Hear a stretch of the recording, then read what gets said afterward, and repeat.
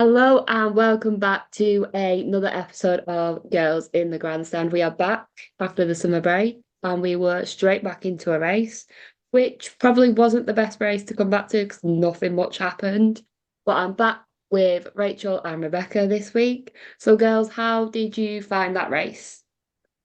Was quite anticlimactic, I think.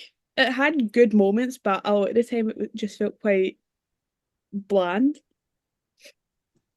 I think like the Saturday was the most chaos. I mean, you had Logan's crash in FP3, then everything that happened in qualifying and the after. I feel as though like all the excitement got taken away from the Sunday and just put on the Saturday because it was just felt as though you could have ended up with more chaos if Saturday was Sunday.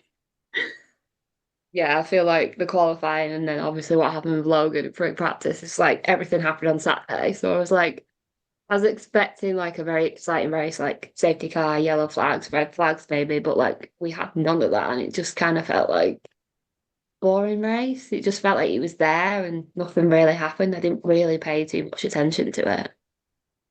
I think like that one, it's one you could have watched like the first few, like first 10 laps, and then that was it. It was like a couple at the end, and it just felt like the middle was just I will, there. I will say there was a very, very cool moment from Gasly, I believe it was, when he overtook when it was the five cars side by side. That was so cool. When I tell you I've missed them dance, I was like screaming like he'd won the race. I was just like, go on, you can do it." And he literally did. And I thought this weekend for him was like the weekend that he needed Mhm. because his qualifying was amazing. When he got up into Q3, I texted my New Zealand friend and was like, well, by the way, Gasly's in Q3. And she woke up and she was like, what? What do you mean he's in Q3? It's like, it's not something that we're used to. So I think Yeah, this weekend he needed that. And it was good to see him back up there in the points as well. And some of his overtakes were just amazing. And it just shows that he is such a good driver. He just needs the car behind him to be able to like perform there. definitely. It did make me laugh, I think, with well, this bit didn't make me laugh, it's a bit after Albon being disqualified from qualifying. This meant even though Logan did not set a lap time, Logan out qualified Alex for the first time in his whole F1 career. Oh, the Williams, the Williams, the Williams. What can you do? Like, that was just a bad weekend overall for them. I think Yeah. it was their weekend to forget. Yeah. I mean, Logan did do well with his defending. I mean, it was like in 16th, so it wasn't as much as it could have been like if they were fighting for points. But for him to be able to keep, was it Yuki behind? I thought that was, Yeah, we all know what Yuki can do when he is yeah. one that usually ends up overtaking. So Logan did do well in that aspect. And then I think it was just Alex struggled throughout it. Wasn't Williams' weekend. No, definitely wasn't. Day was it? Tuesday? The big no, yeah, Tuesday, Yeah, it yesterday, was Tuesday, wasn't it? not Yeah, Yeah, yeah, yesterday. yeah, yeah. My days have all got confused this yeah. week. And then yeah, so I was on my way to football and my phone just started blowing up. I've never like I had my watch on, my watch went into like Oh, overheating. yeah. It came up being like you can't use your watch for like a few minutes because it was just going that mad. Oh my God. Like uh I feel it's very bittersweet for me because Mm. Logan has been my favourite since he started in F1. Seeing him get into F1 and it's like the struggles he has been through, it is hard to now see him out. And it felt like we didn't get like the proper goodbye that we wanted for him because I think like no one knew.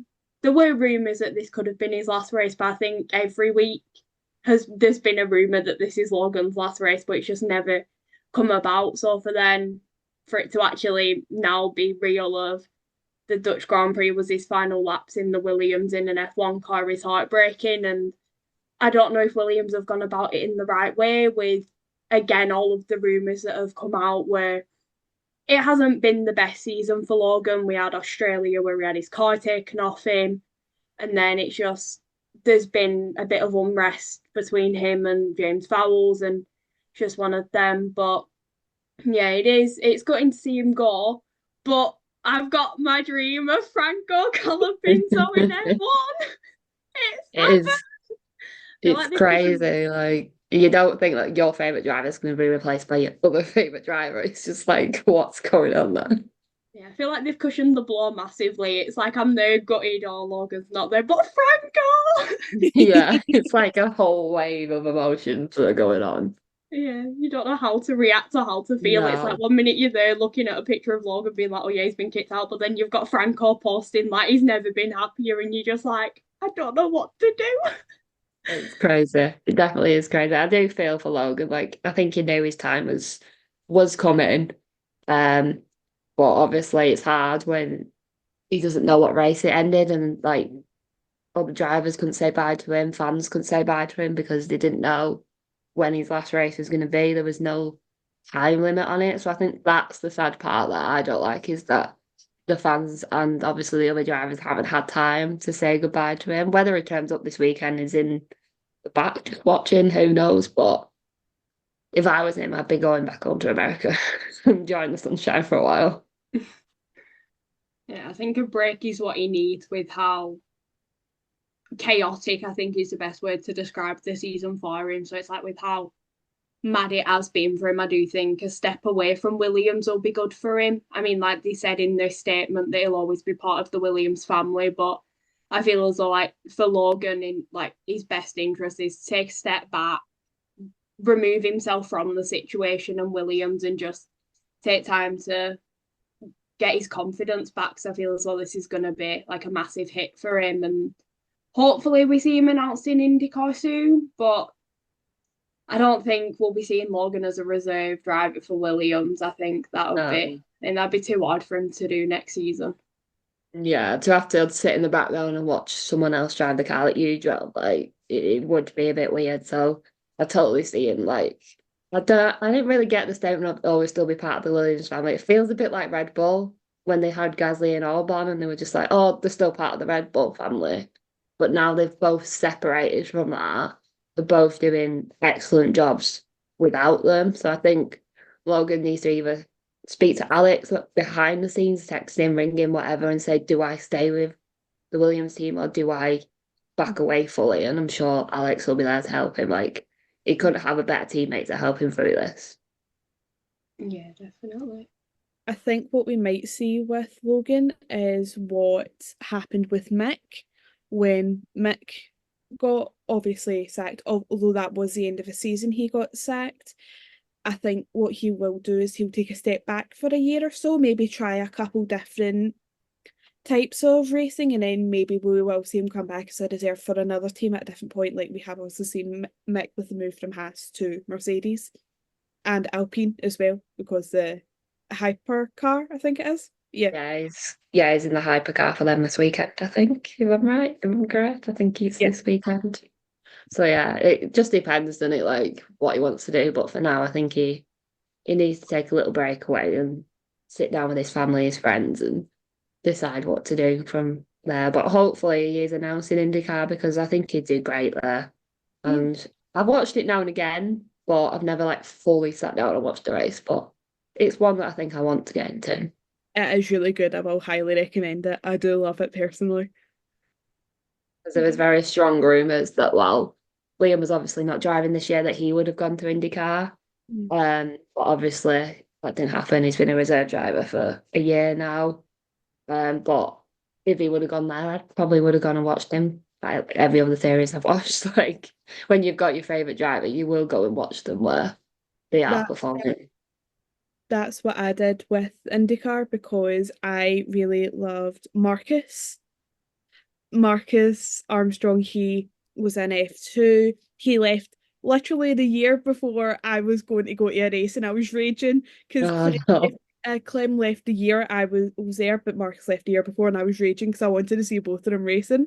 But I was happy I at least got to see one. But I followed Marcus through to IndyCar because I was watching the Screaming Meals podcast. He was talking about like how much more like inviting it is for fans IndyCar because the tickets are cheaper. There's more access to your driver, like to see your favorite drivers.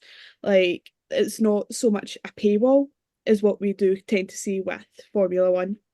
Yeah, I see videos and stuff, and IndyCar just looks amazing. Like you can just walk in the paddock, and you don't need like a paddock pass. You don't need to be paying thousands and thousands of pounds to get close to your driver. It definitely does seem a lot better than F1, but it doesn't really get that much recognition, shall we say? Like it's still very much F1 than IndyCar. Yeah. Maybe that'll be a Girls in the Grandstand podcast one day. We Maybe. go to IndyCar.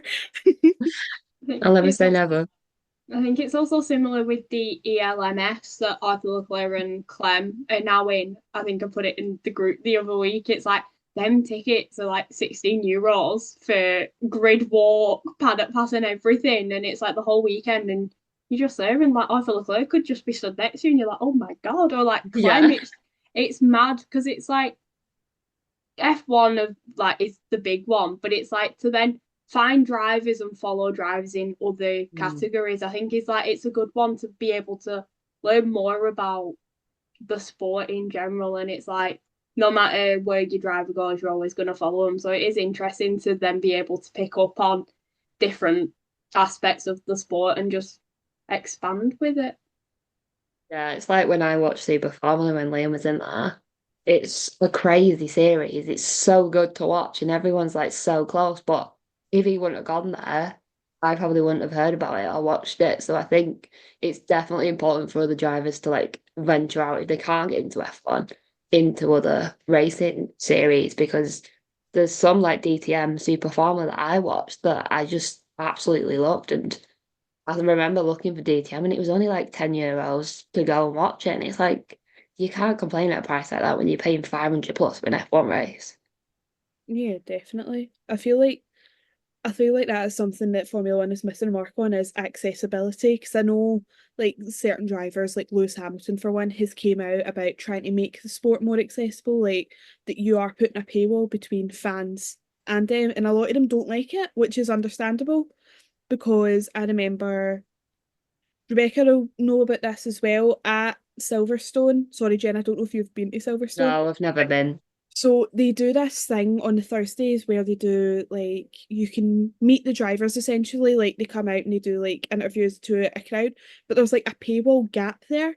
It's like you can either pay for inner circle or you're in the other bit, but it's like there's a huge gap. We were lucky enough. My dad won a competition and got us in our circle passes, so we were like in the front. But there was maybe I want to say 30 at most crowd in this stage, and there was like 300 in this other section, and it just felt really like I felt really wrong and they were like saying to the fans like let like come through and then like the security was saying like you can't let them through but it just felt so wrong but they also it was like the F2 guys it wasn't like the F1 guys at this point they like made sure they went through to that other bit to see all of them but it was like it just felt so wrong the way it was done. I don't know if that was done the same way you're here, Rebecca. No, they didn't do that this year. It seemed to just be anyone could just stand anywhere. So it was like when we went to see James Vowles and it was just like the front bit, everyone was just stood in there, just loving life as he's doing a talk.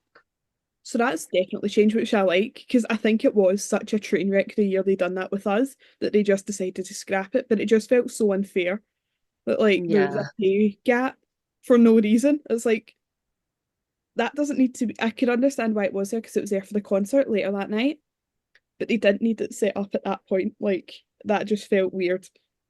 Yeah, I definitely feel like there's a price gap, shall we say, between F1 and the fans. Like I remember when we went to Barcelona, I think between us, I can't remember off the top of our head, but I think it was like 300 quid we paid, 300, 400 quid for the whole weekend. But then if you're looking at Silverstone, it's like it's over £1,000 and it's like, come on now, like these are hard working people that are paying their good earned money to go to Silverstone and everyone should get the same experience and no one should have to like, oh, I'm paying this, so I'm better than you kind of thing. Like everyone should be able to enjoy the sport no matter what. And I totally agree that with Lewis that we should make it more accessible because it's just not on how much they are charging fans. Mhm. Yeah, because I know at Silverstone this time there was a lot of chaos with the track, not the track walk, the pit lane walk. Mhm. So they tried to schedule it so they had it across like the whole weekend, but I think it was the Thursday they had loads of times available. So I think you got like half an hour slot to go through. But we were sat watching the filming of the F1 show and we could see them all walking to the pits. I'm not joking, you could fill like the whole of a grandstand with the amount of people that were going to the pit lane walk. And it was just crowded and it was like people are paying like I can't even remember how much it was, but I think it was like it's expensive to do it. And there were thousands and thousands of people just crowded. You couldn't even see the garages. It's like there Oh were my some that were like gosh. emptier, where you had like Williams, Haas, which were the quieter ones. But you wanted to try and get to McLaren, Ferrari, or Red Bull. There were no chance. Like the crowds were just, it was insane. Yeah, I think that's what puts me doing one of the pit walks. It's just you won't be able to move.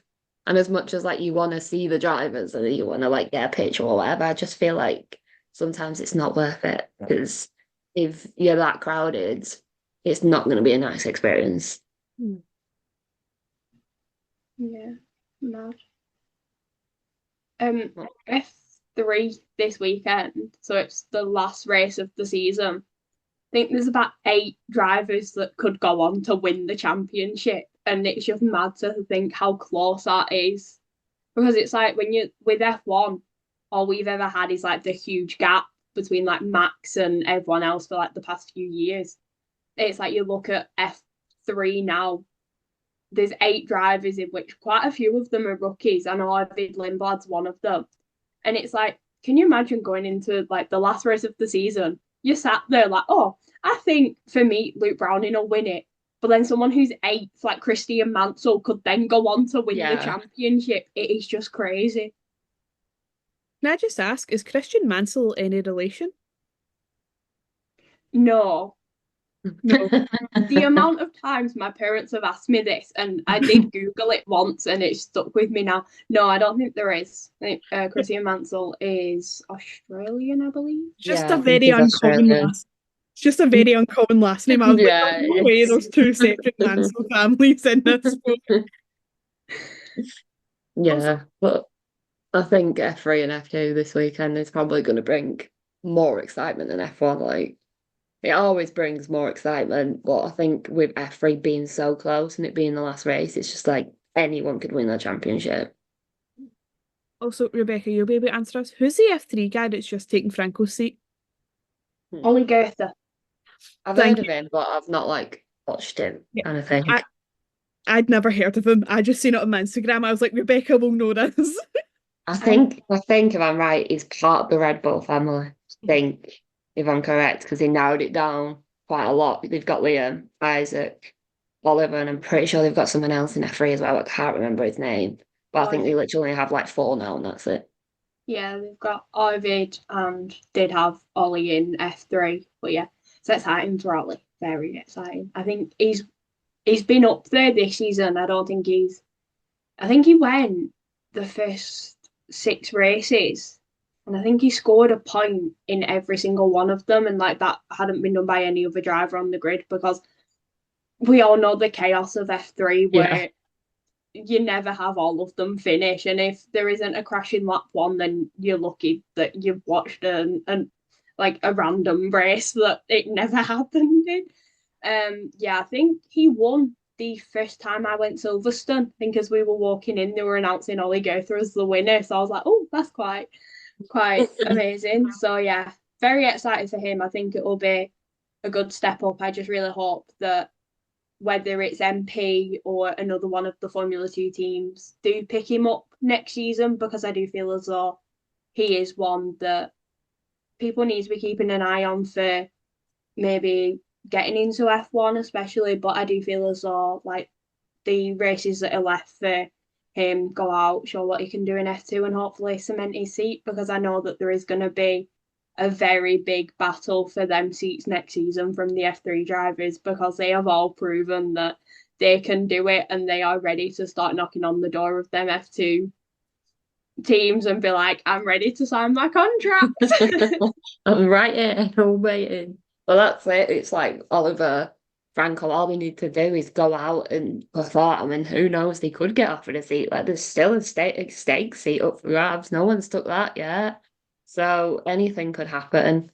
But I just want Franco and Oliver to just have a good weekend, a nice clean weekend, and hopefully they can experience it. Try not to think about it too much, but try and enjoy it because obviously there's going to be a lot of stress leading up to it this week now. Yeah. So I know when Franco did his FP1 at Silverstone, he did an interview with Williams and he was saying about his week. And he was like, he flew to MP on, I think, well, they flew back from the race they were at the weekend. He then flew to MP on the Tuesday, back to Williams on the Wednesday to then be doing media day at Silverstone on the Thursday. And in that, he had to do same, he had to do seat fitting and everything.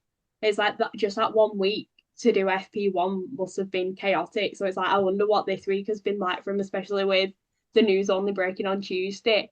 And MP had already announced him as their driver for this weekend because he did like the race poster and it was like Franco's back in F2 this weekend. And then half an hour later, they're like, nope, Williams have nicked him for F1. But honestly, I cannot be prouder of Franco. Honestly, I cannot wait to see him.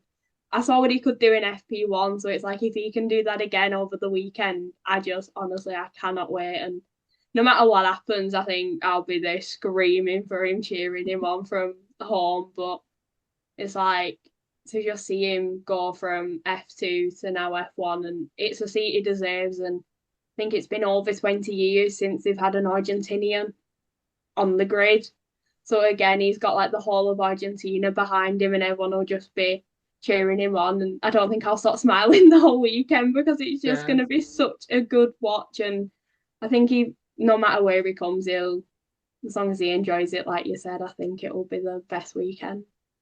Yeah, that's all he needs to do is just go out and enjoy it, and whatever happens, happens, and we'll see where he ends up next season, whether it's F1 or F2 or wherever he wants to go. I'm sure someone will give him a seat somewhere. Definitely. It's exciting.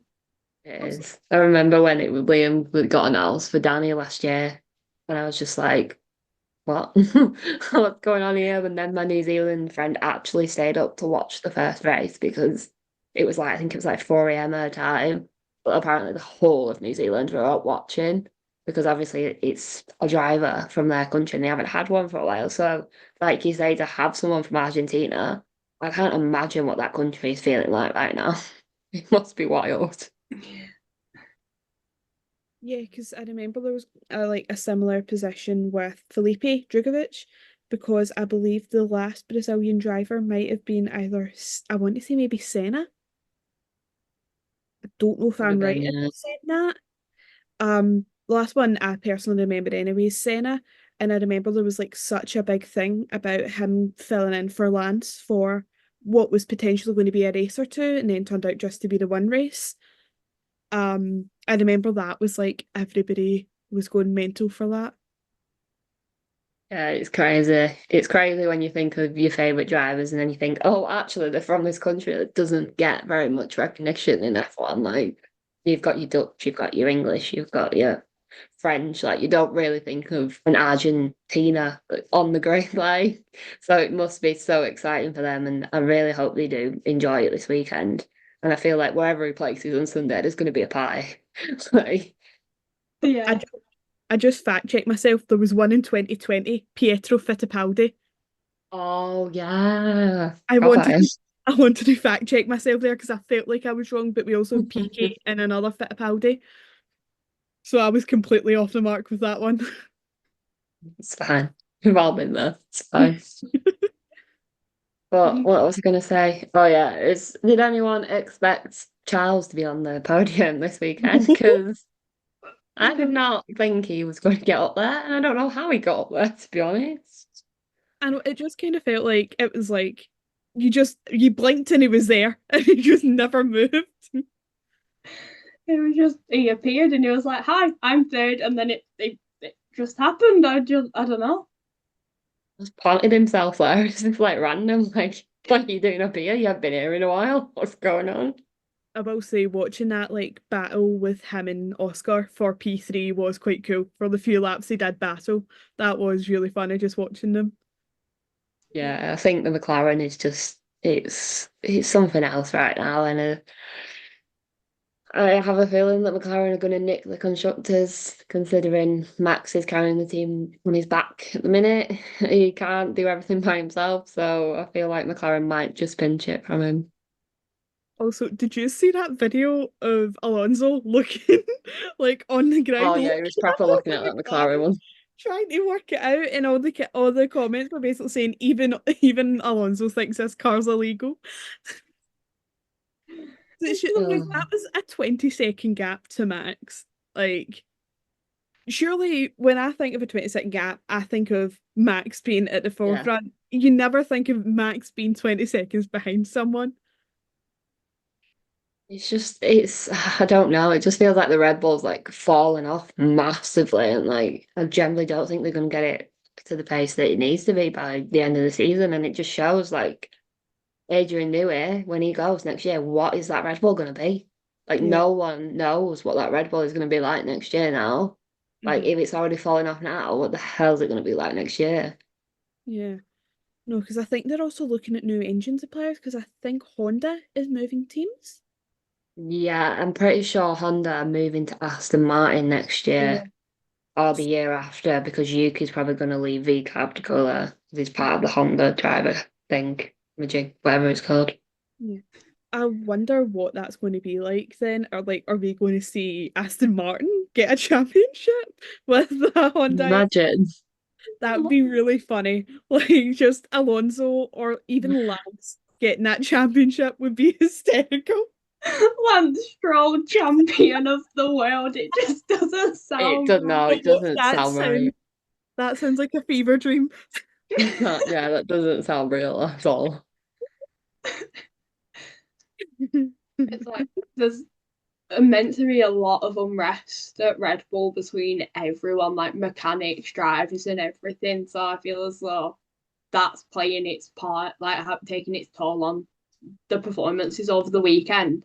But then also, it's one of them where, like you said about the constructors, McLaren have proven with week in and week out the points that that team have been getting what they can do. And you'd have thought that might have like clicked with Red Bull, thinking like, oh, right, we do need to step up here. But they just seem to have left it. And I mean, with Perez still being in the team, they did have and they do have the opportunity to be getting more points and to be scoring them with both drivers each week. Because I mean, it comes to summer when I think Logan out qualified Perez 8 times this season, and Logan has just lost his seat. So it's It, like it doesn't make sense. it doesn't. Like, obviously, we all heard the rumours of Liam possibly going to Williams, but Mhm. after reading into it, apparently Christian Horner has turned around and said, we will give you him, but we have the right to bring him back at any point, which to me sounds like if Perez doesn't sort himself out in the next couple of races, I think he's gone because they can't lose the constructors. That to Red Bull is the worst media that could happen to them is to lose the constructors to McLaren.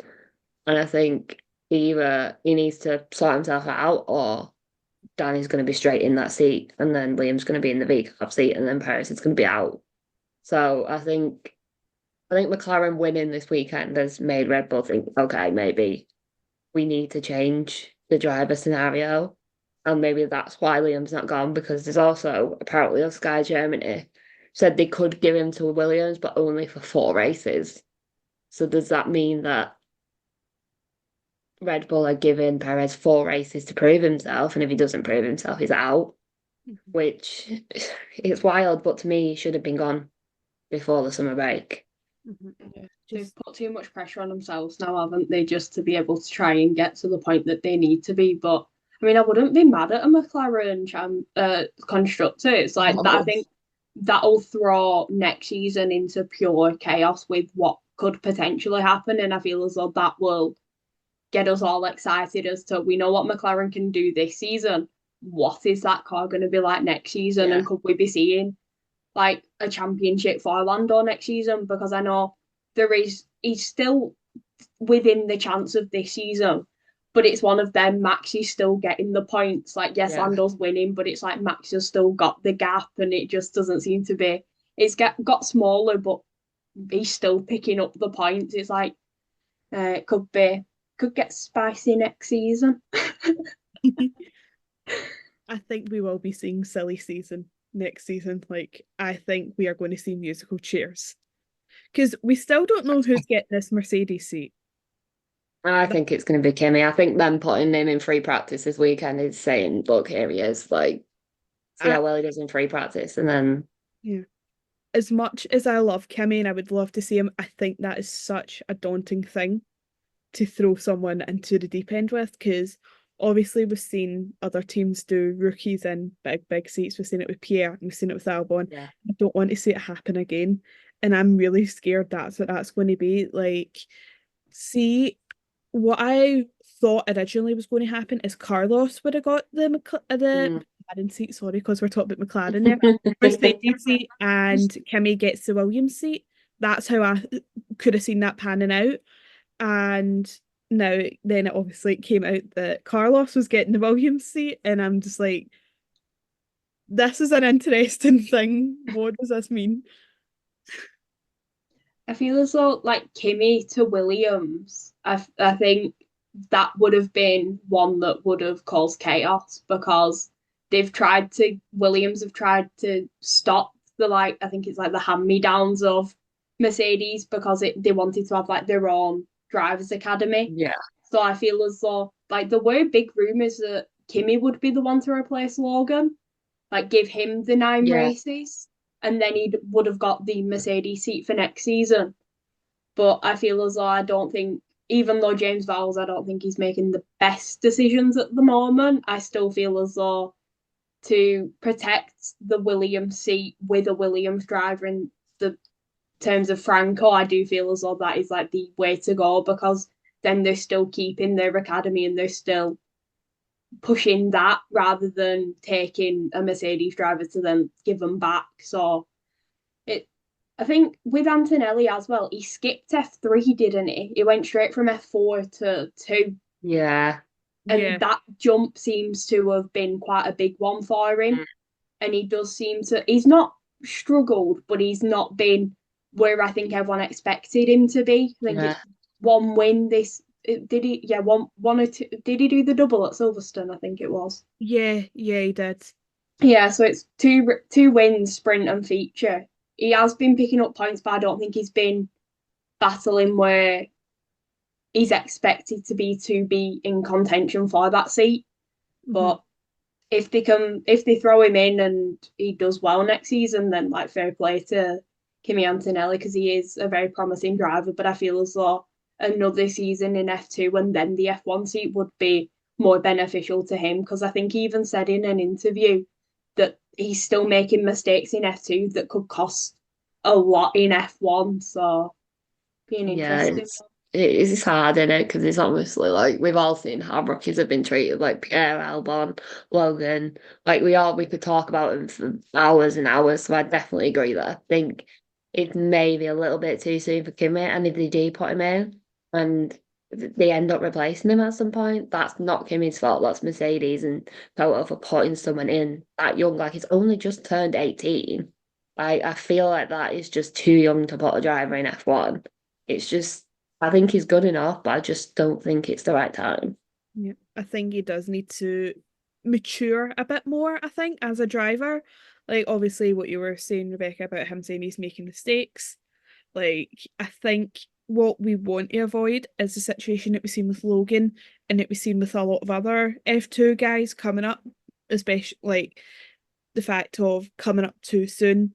And because another season might have done Logan the world of good Yeah. because I just feel like sometimes the jump is so drastic, and if they take it too quick, it just they fall straight down. Yeah, it is mad Ollie put rookies in so early. I do feel for him, especially obviously being a Gasly fan. I saw what Red Bull did to him and how much he had to rebuild himself, AlphaTauri, and Obviously now he's doing a lot better, but for some people they would have that experience and just flop and never ever want to get in a car again. And I don't want that to happen to Kimmy. I want him to have a good career and like do well for himself. So I definitely think it's too soon, but who knows who's going to take that Mercedes seat.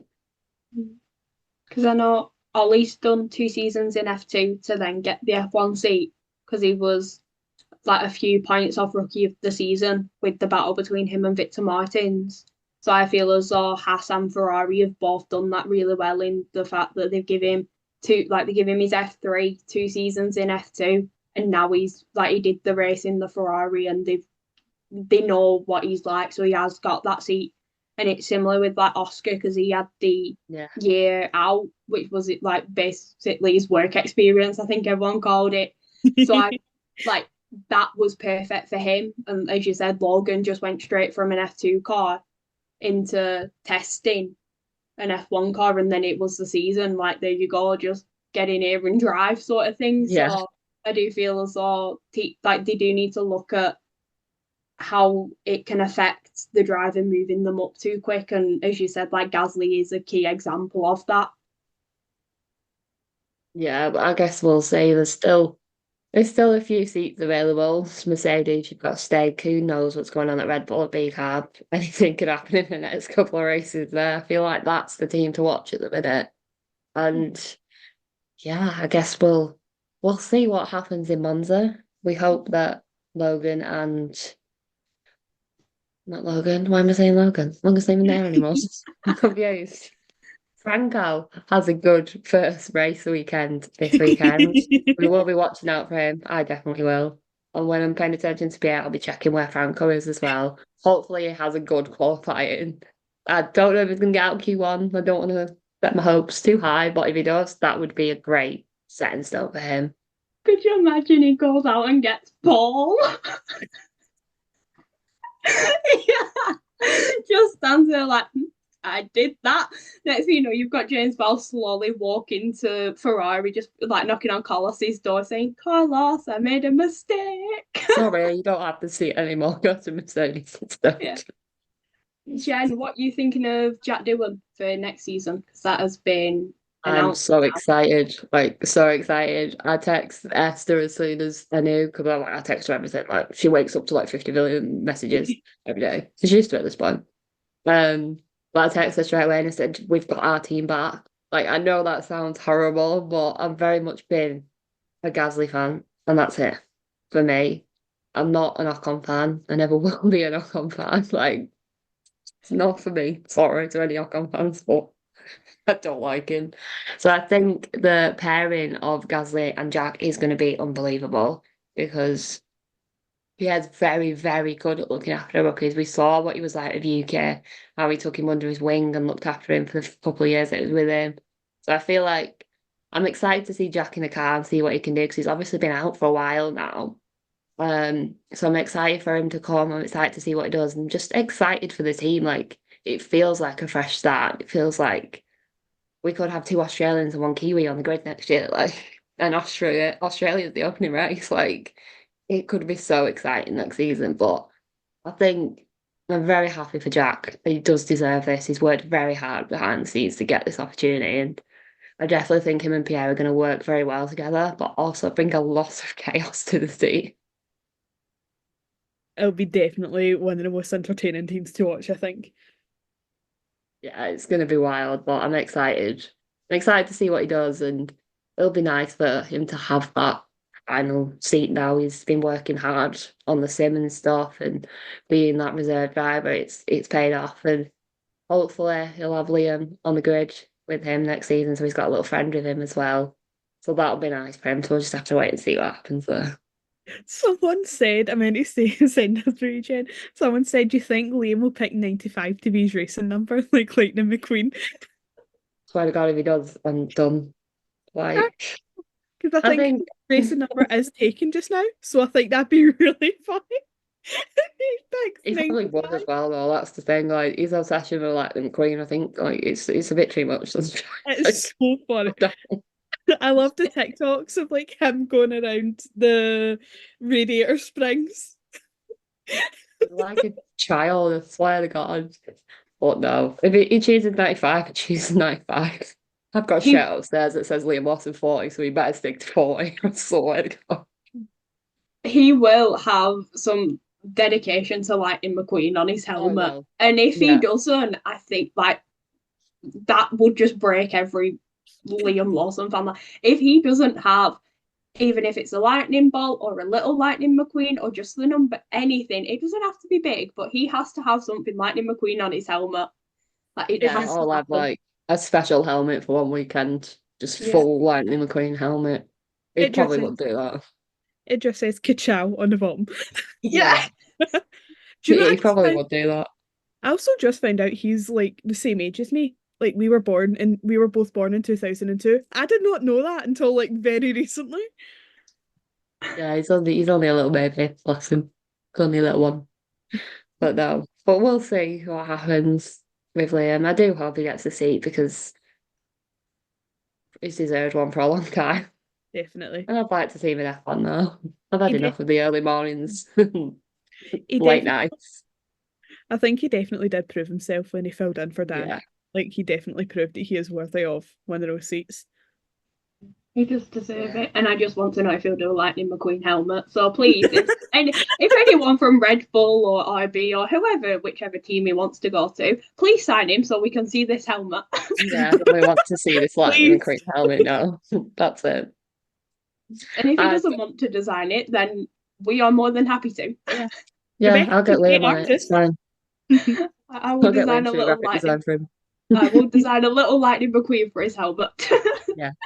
Yeah, definitely. He needs one. I will not rest until I see him in a Lightning McQueen helmet on the F1 grid. It needs to happen. I mean, Rebecca's a great artist. Commission her. Yeah. DM him and offer him. See what he says. Or if like we do a race next season and he's there, like we have to try and meet him and just give him a sticker and they can just put it on his helmet. Yeah. Stick it on the Yeah. top or at the back. Yeah. Wherever.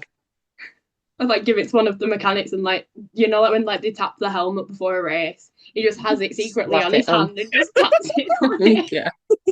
That would be great. But no, I think that's it from the race weekend. Nothing else to add, is there? No, I'm fine. Yeah. Yeah. I think we've covered everything. We will be back for Monza, but I don't think Rebecca is. I think she's on holiday. Yeah. She's on holiday for a couple of weeks, enjoying the sunshine. Yeah. But I'm sure she'll be watching Franco going around the F1 grid for sure. Yeah. So we will get maybe a little bit of an update that we can read out on the podcast to put her point of view across on Franco and his race weekend. But until then, we will see you next week in Monza. Bye, guys.